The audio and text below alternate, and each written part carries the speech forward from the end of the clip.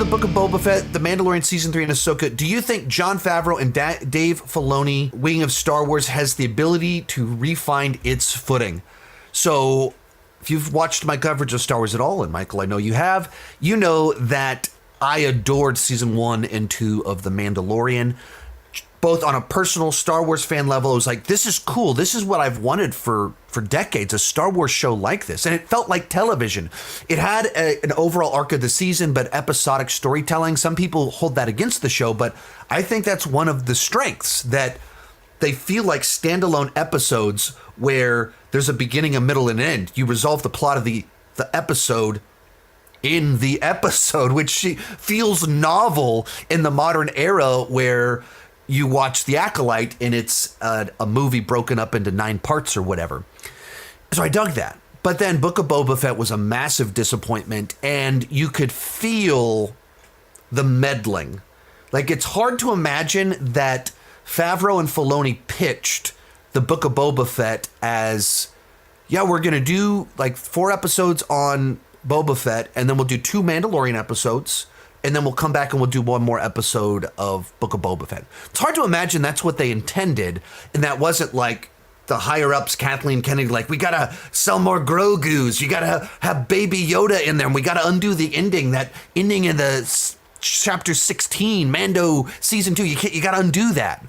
So it felt like there was meddling going on there to try and make it what it was. And then Ahsoka, I thought it was decent, but it was never as lively. It never felt as big and important as it should have.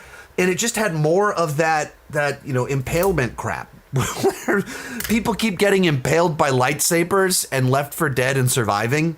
Like, how many times has that happened in these shows over the last few years? So much so that in The Acolyte, to make sure someone knew that someone died, there's a part where they like keep stabbing them and they show like 5 holes. Like, no, this just wasn't a 1 tap. This guy's a professional. He knows that you don't just double tap, you quadruple tap with the lightsaber to make sure they really stay dead. Only person weak enough to die from a lightsaber impalement is Qui-Gon Jinn, obviously. But see, isn't this weird stuff going on? In Ahsoka, it never was as good as I felt it should have been. And I think there's so much mismanagement, weird meddling going on. It's tough to know who you blame, because there was such a hard drop off with Mando season 3, weirdness with Ahsoka. Is this Kathleen Kennedy is just sabotaging everything, or do they only have so many good ideas and then they run out and they're just running on empty? I don't know what's going on, because you're talking about people that have made Star Wars that I love, in the case of Jon Favreau, with Dave Filoni, a bunch of you adore Clone Wars and Rebels, and then they put out these live action shows where it's like, what's going on here? What's happening here? Something's missing here. I don't get it. Why is this happening? So yeah, I don't know what's going on. I personally have lost faith. Like Mandalorian season 3 and then Ahsoka, I was like, I'm not going to get excited anymore. Mando and Grogu, I am not excited for Mando and Grogu because they've dropped the ball too many times. And it's not like, you can't point at this as the bad writer-director or anything like that, because people that have done good things can't even function in this ecosystem anymore. So whatever that is, like, you fire Kathleen Kennedy, you bring someone new in, you restructure it, and we're giving the freedom to Favreau again. We're going to give him 3 years to write the seat. We'll fix it. I'm paying attention. I'm listening.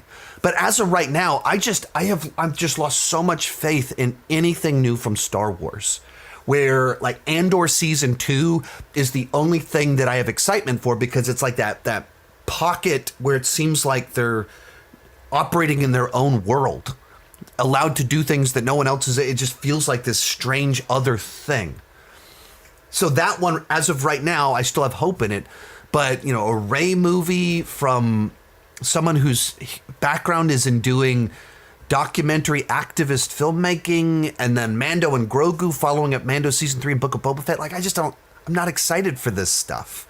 So yeah, I until there's a massive shakeup in the leadership, I don't think so.